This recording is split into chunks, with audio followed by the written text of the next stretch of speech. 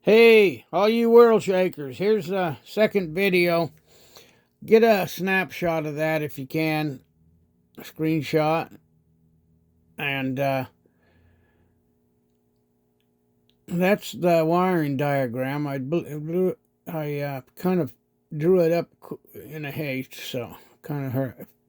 It's a little sloppy, but those who have eyes, may they be able to see. Anyway, as you can see, there's two lines coming in over here. The first comes in to the first set of coils, to the first coil, and running through it when you come off of the load side of it, the end goes and hooks into the beginning of this one.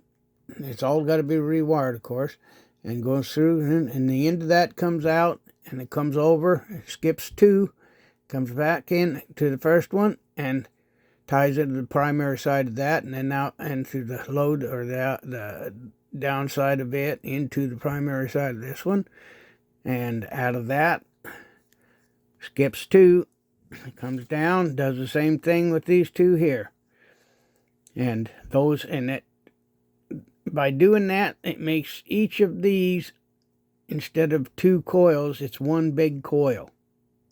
But that one big coil is getting slammed with north and south on each pole most every time. And by doing that, I've been doing some research. It tends to help null the Lenz's law by having one solid coil with two separate poles on it in a kind of a horseshoe or a loop, and that this works out to be a horseshoe. Other than these things being bonded down the middle, I suppose they would work better if I was to cut them in separate pieces, but it suffices to negate Lenz's law and minimizes it to a little of nothing, and has these two different lines energize these coils or tie into these coils and come out, and on the very end of it, you'll find that with the motor that I used, I had 18 poles in it. And by doing it 2 by 2 by 2, I ended up with 2 extra. And how I fixed that was I simply took and pulled off of my last set of coils, took the leg off of there, run it over and hit one of these last two coils, come out of it, come up here, and then after going to the last set of coils in that other system, then it hit this last one that hadn't been tied into yet, and then I bonded them together here. So these are your two leads, your output leads for it. And this is the one that I did. Give you some shots of it. You can see how I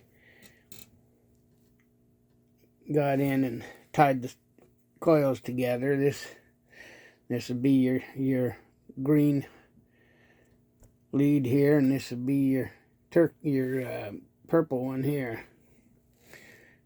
It comes in, this in here comes in, ties in right into this here coil here, comes up right there and bonds to the input side of this coil here, comes out up through there, ties to get, and then it's got a jumper from that point. It skips two over to there, and it goes in the primary side, the input side of that, and out through the load side of it, and into the primary side, the input side of the coil, out of the load side, and bang, jumps over, skips two, and comes over to the next set of coils, goes into this one, out into this one,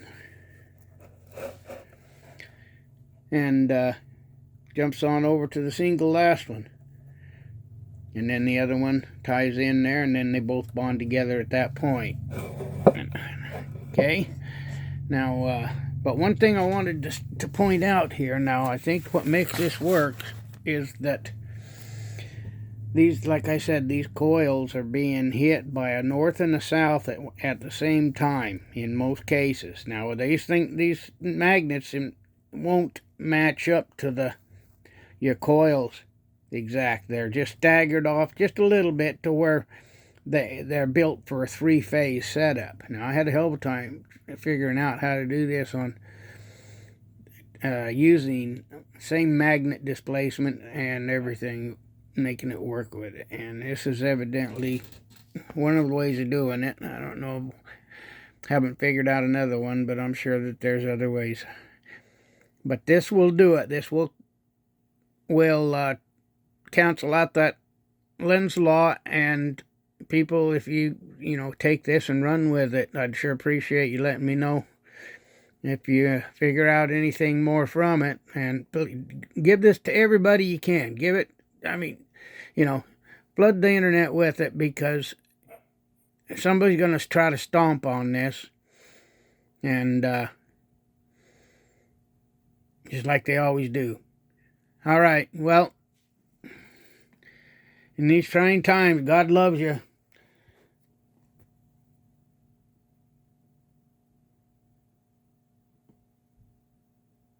Shake the world, make it yours.